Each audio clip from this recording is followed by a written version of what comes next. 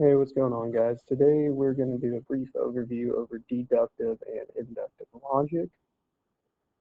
So to get started, deductive reasoning begins with the general and ends with the specific. For example, all muscles are made out of living tissue.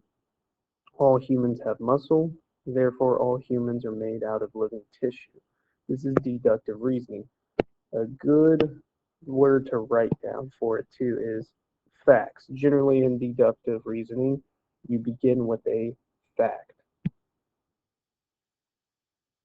Inductive reasoning. So inductive reasoning is usually described as moving from the specific to the general. An example is my neighbor's cat hisses at me daily. At the pet store, all the cats hiss at me. Therefore, all cats probably hate me. Another good way to think about inductive reasoning is that it's based on observation. So that's a good word to write down. Or a personal experience.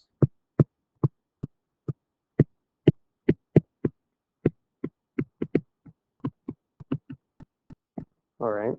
So to look at a couple examples, Jake notices that every time he throws a ball up in the air, it comes back down. He concludes that if he throws the ball up again, that it will come back down as well. So Jake is thinking about this.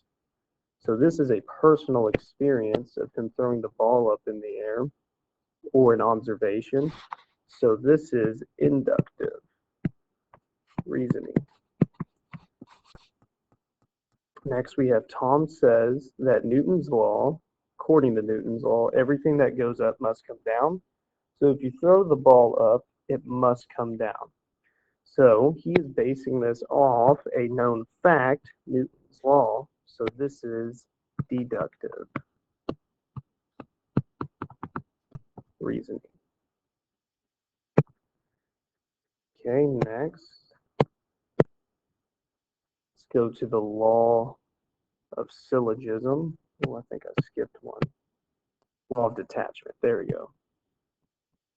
So law of detachment states if P implies Q is true, and if P is true, then we can conclude that Q is true. So essentially, if a conditional and its hypothesis are true, then we can conclude that the conclusion is also true. For example, if a figure is a triangle, then the sum of its angles is equal to 180 degrees. This is true. Then it says figure ABC is a triangle. So now this is essentially saying that our hypothesis is true because it's telling us that it's a triangle. So since those two things are true, we can conclude and say, therefore, the sum of the angles in figure ABC is equal to 180 degrees.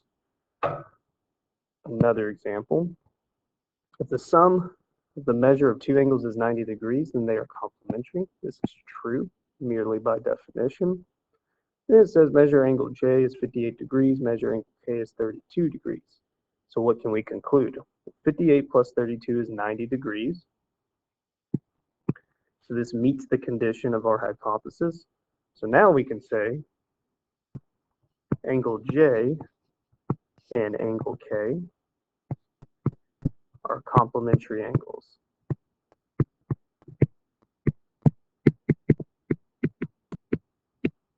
You kind of use this reasoning a lot when taking quizzes and exams. You just didn't know there was a proper name to it. So yes, this is a valid conclusion. On to the law of syllogism. If P implies Q is true and Q implies R is true, then we can conclude that, so it might be helpful to write it like this. If P implies Q is a true statement, and then Q implies R is a true statement, then what else can we conclude? Well, we could conclude that P implies R is also true by just following the logic. So P implies R is true. So for example, and to put this more formally, essentially, if we have two conditional statements and the conclusion of the first one matches the hypothesis of the second, then we can link the hypothesis of the first statement to the conclusion of the second statement. Let's look at an example real quick. If a triangle is equilateral, then it has congruent angles. If a triangle has congruent angles, then it is regular. So, since this conclusion matches this hypothesis, we can link this hypothesis to this conclusion and simply say if a triangle is equilateral, then it is regular. And that is the law of syllogism. That is it for today, guys. Thank you.